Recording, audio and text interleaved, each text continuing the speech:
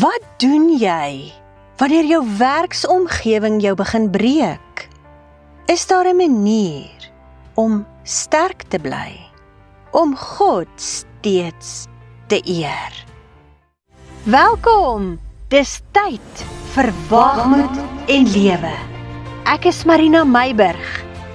Verkry waagmoed deur inspirasie, geloof en wysheid uit God se woord vir jou lewe.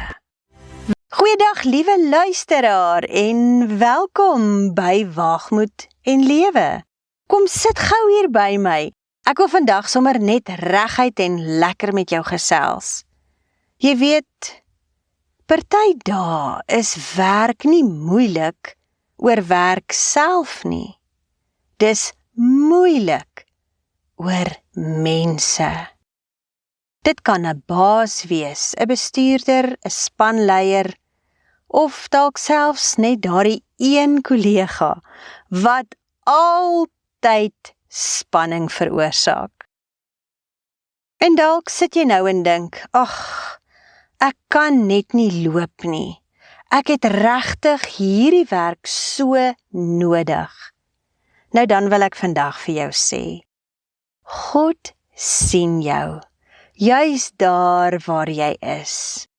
Nie eendag wanneer dinge beter gaan nie wanneer jy 'n ander werk het nie, maar nou, in jou situasie. Kom ons kyk saam na Kolossense 3. Hier praat Paulus met mense wat in baie moeiliker werksomstandighede was as ons vandag. En tog sê hy, en wat julle ook al doen dit van harte soos vir die Here en nie vir mense nie. Kolossense 3 vers 23. Ek wil hê jy moet dit vandag tot diep binne in jou hart inhoor. Jy werk nie vir mense nie, jy werk vir die Here. Vriende, dit verander die hele prentjie, want dit verander jou hart, as jy dit verstaan. Want sien, as jy net vir mense werk, dan gaan jy eintlik vinnig moed verloor, moedeloos word, dalk bitter, onvergewensgesind.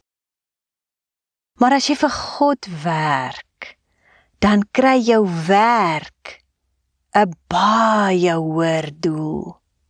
Selfs wanneer niemand dankie sê nie, selfs wanneer jy misverstaan word, weet jy, God sien dit. Hy sien my hart, wanneer ek vir hom werk. En dan skryf Paulus iets baie besonders in 1 Petrus 2. Hy praat spesifiek met mense wat onder moeilike, selfs onregverdige gesag was. In vers 18 van 1 Petrus 2 sê hy, diensknegte, wees julle Here onderdanig met alle vrees, dis nou respek, nie alleen aan die wat goed en vriendelik is nie, maar ook aan die wat verkeerd is. Dit voel amper asof die Bybel sê, ek weet, party mense is moeilik. Maar dan sê hy nog iets in vers 19, wat my eintlik diep in die hart tref. Ek lees dit vir jou. Want dit is genade as iemand ter wille van die gewete voor God leed verdra deur onregverdig te ly. Luister mooi. Dit is genade as iemand ter wille van die gewete voor God leed verdra. Ons kan dan ook sê, in ander woorde, hoe jy dit hanteer, is wat saak maak vir God. Maar kom ons maak dit lekker prakties, want die realiteit is, jy moet vandag, môre, volgende week en in die toekoms weer werk toe gaan. So, wat doen jy? 5 dinge. Eerste, beskerm jou hart. Elke dag doelbewus. Voordat jy werk toe gaan, sê Here, ek gee vandag my reaksies vir U. Want vriende, ons kan mos nie mense beheer nie, maar ons kan met God se hulp ons reaksie beheer. En dan nommer 2, werk met integriteit, selfs wanneer ander dit nie doen nie. Daar gaan daar wees wat jy voel, ag, hoekom moet ek moeite doen? Want jy werk vir die Here. Nie vir erkenning nie, nie vir mense nie. Jou standaard kom van God af, nie van jou werksomgewing nie. 3, moenie alles persoonlik vat nie, en hierdie is 'n groot een. Party mense se gedrag het baie meer met hulle seer, hulle druk en hulle probleme te doen as met jou. Jy is nie die een op wie hulle dit afgooi. Nou dit beteken mos nou nie dat dit reg is nie, maar dit help jou om nie alles in jou hart in te sit nie. En dan nommer 4, kry jou krag by God, nie by jou werk nie. As jy jou emosionele krag uit jou werk probeer kry, gaan jy leeg wees en ook ongelukkig bly. Maar as jy dit by die Here kry, dan kan jy vol bly, selfs ten spyte van moeilike mense en 'n moeilike werksomgewing. En dan die 5de een, weet wanneer om stil te wees en wanneer om wys op te tree. Om Bybels te wees, beteken nie jy moet 'n deurmat wees nie, nee. Bid vir wysheid, wanneer om iets te sê, hoe om dit te sê. En ook wanneer om dit eerder vir God te gee en dan stil te bly. Liewe luisteraar, ek wil nou iets baie belangrik vir jou sê. Jy is nie vasgevang nie, selfs al voel dit nou vir jou so. God is nie beperk deur jou werkplek nie. Hy kan deure oopmaak, hy kan harte verander en hy kan jou posisie verander. Maar tot dan bou hy jou. Hy bou jou geduld, jou karakter, jou afhanklikheid van hom.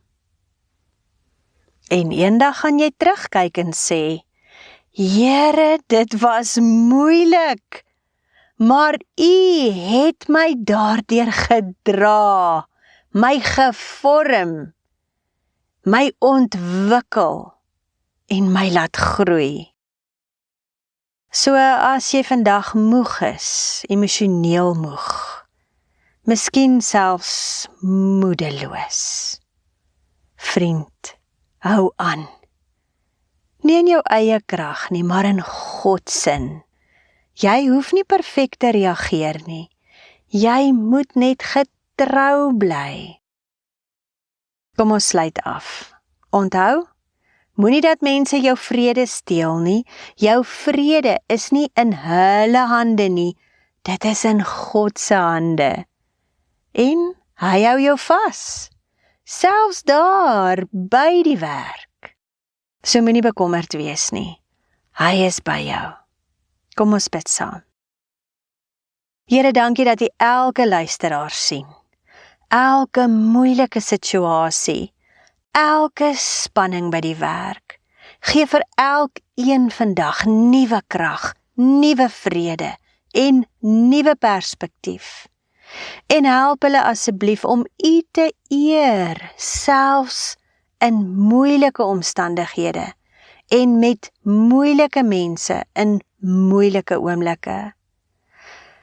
Vader, ek vra dat U elkeen van hulle dra, deur hierdie dag, hierdie week, die maand, die jaar, elke dag by die werk. Ek loof U en ek dank U in Jesus naam. Amen.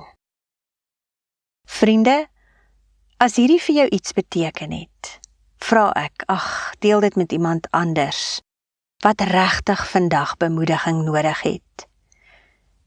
Iemand wat so in die drukgang is by die werk. Nou ja, Ons kuier volgende keer verder, as die Here se wil daarby is. Tot dan groet ek jou. Totsiens.